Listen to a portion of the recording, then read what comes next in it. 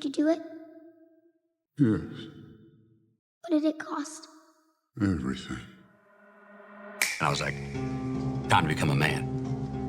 Walk forward, peripheral vision. Get it. Own yourself. Walk forward with more courage and start becoming the man you want to be instead of acting like it and putting it off.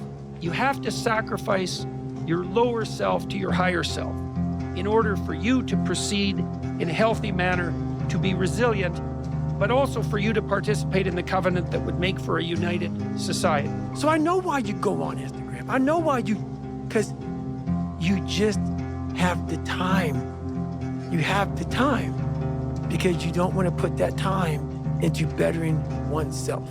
Why am I not doing this for myself? Because that is the number one purpose in life, is to better oneself. Cut it off. Nah. Tom, what I'm trying to say is, right?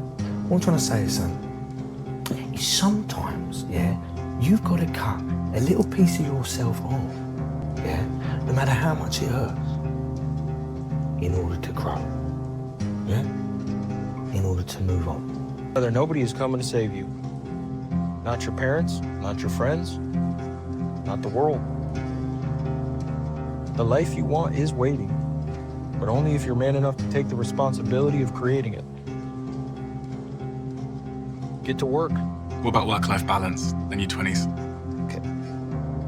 Because that's the time to put in the hard work. Work day and night. Really? Do as many things, learn as much as you can, fail as often as possible. This is what hard feels like. Did you expect it not to be hard?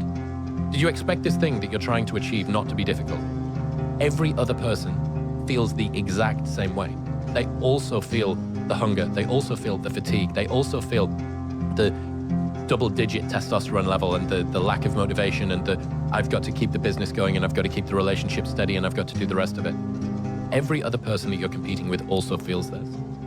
So when you feel that, know that this is your opportunity to separate yourself out from the pack.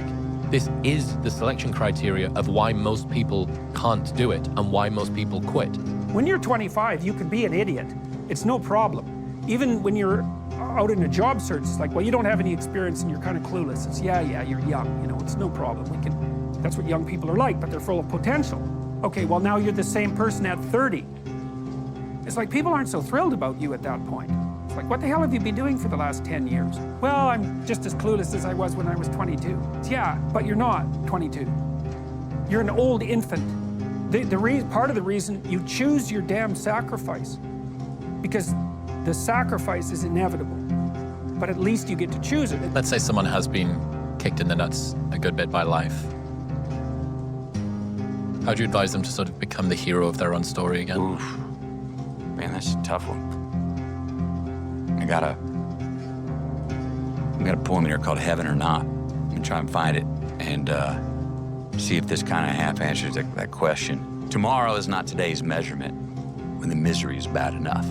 It's a privilege, man. I'm trying to put food on the table right now. I'm paying my rent tonight. You want to talk to me about investing in my future? And I say, and that's part of what faith and religion are for. To help those in misery hang on to a hope that will most likely not be served them in this life.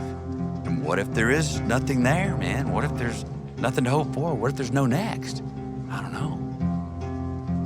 But either way, in misery here or without a heaven there, not having any hope or faith in anything is a certain way to remain where you are forever. But if you can find something that you can keep going, something that no matter how small, to look forward to and continually have faith in and chase, well, then your life here is gonna be better now. Heaven or not. You say you want to change, but you're still making the same choices. You want to grow, but you're stuck in the same patterns. You want to feel more confident, more grounded, less anxious, but you keep showing up in the same ways. And that right there is the fundamental problem. Change doesn't just come with time, it comes with action, with practice. Real sustainable change is found in the pause, the moment between stimulus and response, where you can either choose to respond differently or react in the same ways you always have. And the reality is, the life you want, the version of you you keep imagining, keep longing for, that life exists on the other side of each and every one of those intentional pauses. You don't need perfect circumstances or unwavering confidence to change. You need commitment. Commitment to the person you want to be and intentionally responding accordingly. No one cheers you for not drinking for a day, not smoking on a long drive, or not overeating for one night.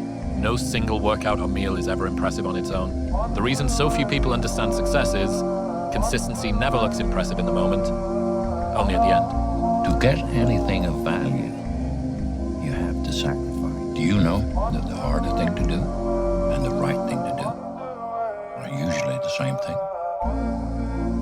Nothing that has meaning is easy. Easy doesn't enter into grown-up life. How are you living? Are you the best physical shape that you can be? Are you the best mental shape that you can be? How's your finances? What'd you do today? Did you do what you're supposed to do? Or did you off another day and put your dreams off until tomorrow?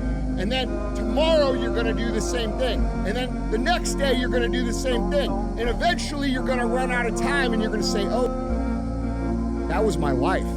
Hey, look at this dude right here. This the one who talk about all the things he gonna do but don't do it. This him. This the one who always telling everybody that he's gonna do this by the end of the year but never completes it. This is the capper.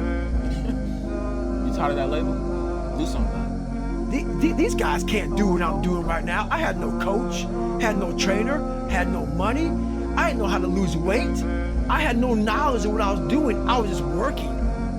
I was just sacrificing. And then through that, all these different tools started coming up. But I would have never found these tools if I didn't put myself in a very uncomfortable place. We all look for toughness. We all want it, but we look for it in a comfortable environment. You will not find toughness in a comfortable environment. Don't take today off. Not today. Wait till tomorrow. Don't give in to the immediate gratification that is whispering in your ear. Shut that down. Do not listen to that little voice. Instead, go through the motions. Lift the weights, sprint the hill, work on the project, get out of bed. That's sometimes all you need to do and decide, this is what I do from now on. I have good days. Tomorrow's gonna be another good day, and then I'm gonna force myself into another good day. And the next thing you know, I've got some momentum. Right. You got some momentum, you can change everything. If you think the price of winning is too high, wait till you get the bill from regret. I don't want to live 5 years from now constantly saying, I'm going to do this. Why am I saying something that me 5 years before said wanted to do, but now the 5 years me after still hasn't done it? I don't want to live like that. And I bet you guys don't want to live like that. So once you start prioritizing the things that you say that you're going to do, and it becomes a non-negotiable, I promise whatever goals and desires that you have, they're going to come to life. In order for something new to come, something old must go. Let go of what you know until now. Empty the cup and start from the beginning. If you stay in your comfort zone, that's where you will fail. You will fail in your comfort zone. Success is not a comfortable procedure. It is a very uncomfortable thing to attempt. So you got to get comfortable being uncomfortable if you ever want to be successful. There's a beautiful quote by Zig Ziglar that I love. You don't have to be great to start, but you have to start to be great. So stop waiting to feel good enough. Stop waiting to feel talented enough. Stop waiting to feel like you're the best in the game. Model the rise, not the result. Do not ask Warren Buffett about how long he spends reading the newspaper and poring over old books. That guy was a hustler. He was a hustler when he was young. What did you do when you were at the stage that I am at? Not what do you do now? Because I want to get to where you are. That means I don't do what you do now. I do what you did to get there. But that's really fun to go, no. Don't study the result. What was the person doing when they got there? And everybody who's achieved something great was some sort of outlaw, some sort of hustler, out of balance, out of whack, dark times, Whoa. Airstream. Still wakes up in the middle of the night and glad they're wearing a mouth guard because they'd have chipped all their teeth with that nightmare they were having about those things they did back then. I'm one of those.